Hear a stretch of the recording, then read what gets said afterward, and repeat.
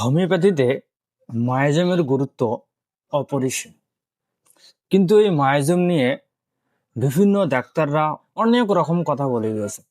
এক একটা করে মোটা মোটা বই তৈরি করেছেন, যেগুলো পড়লে মাথা খারাপ হওয়া ছাড়া ভালো হবে না।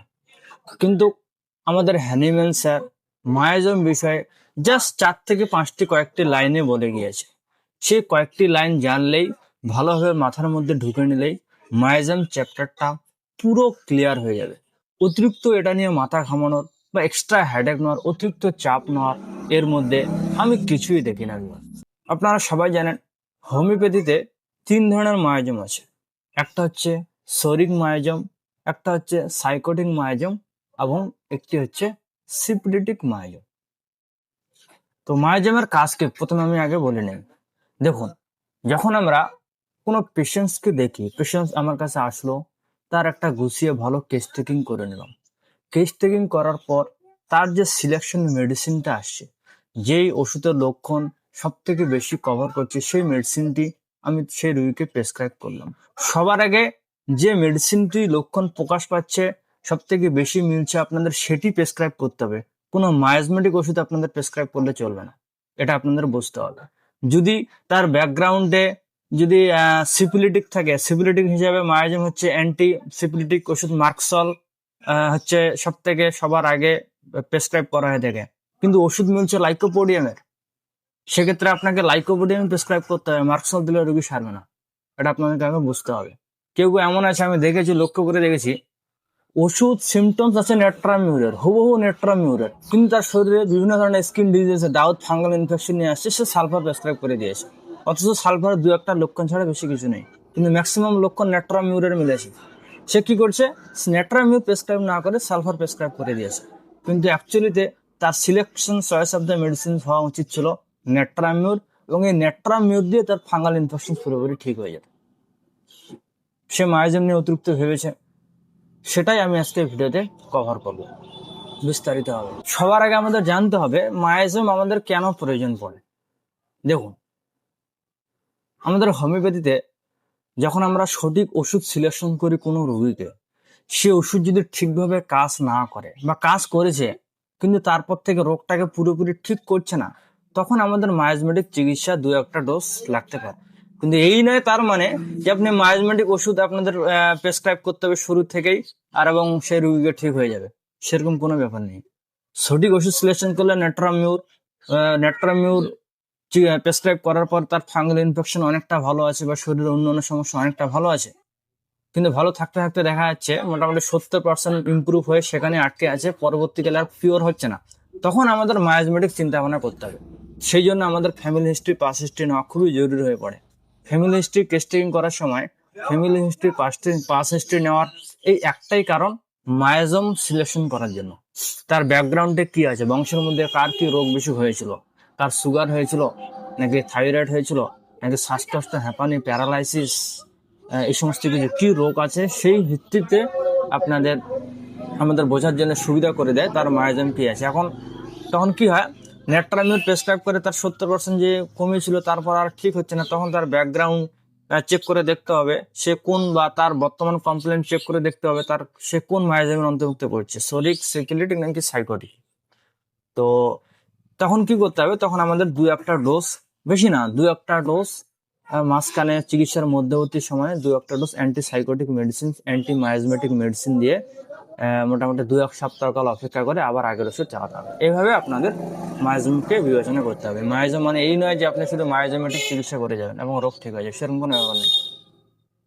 এর আরেকটা কারণ, অর্থাৎ মায়াজম নিয়ে চিন্তা ভাবনা করা উচিত নয়, এর কারণ হচ্ছে একটা ফাঙ্গাল ইনফেকশনসের রোগী, সারা শরীরে চামড়ার সমস্যা আছে, ঠিক আছে, আপনার কাছে আসলো, লাইকোপোডিয়াম তার সমস্ত রোগ লক্ষণের সাথে লাইকোপোডিয়াম ম্যাচ করছে। মিষ্টি খেতে পছন্দ করে, গরম গরম খেতে পছন্দ করে, ডিক্টেটোরিয়াল অ্যাটিটিউড, রাগ বেশি, গ্যাসের সমস্যা লেগে থাকে, বিকেল 4টার পরে সমস্যার বৃদ্ধি হয়, এমন লাইকোপোডিয়াম সমস্ত লক্ষণ তার ম্যাচ করছে, এবং তার জন্য লাইকোপোডিয়াম হচ্ছে পারফেক্ট মেডিসিন। তো আপনি যদি মায়াজম ব্যাপারে ভুল ধারণা ঢুকে থেকে আপনি মনে করছেন মায়াজম ফাঙ্গাল ইনফেকশন চামড়া, তার মানে সোরা, অ্যান্টি সোরা মেডিসিন দিতে হবে, সালফার, কিন্তু এটা হচ্ছে ভুল হয়।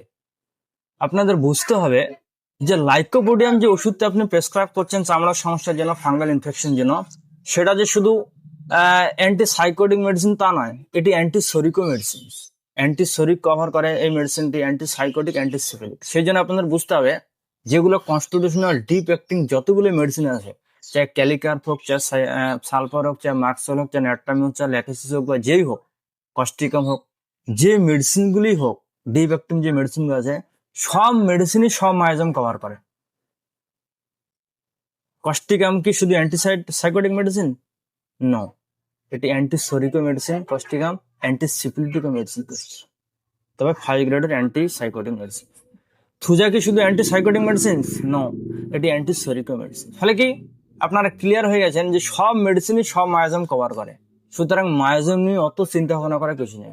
যে মেডিসিনটি আপনার মিলছে, যে ওষুধের লক্ষণ সব থেকে ম্যাচ করছে, সেই ওষুধটি আপনাকে আগে প্রেসক্রাইব করতে হবে। কথা ক্লিয়ার?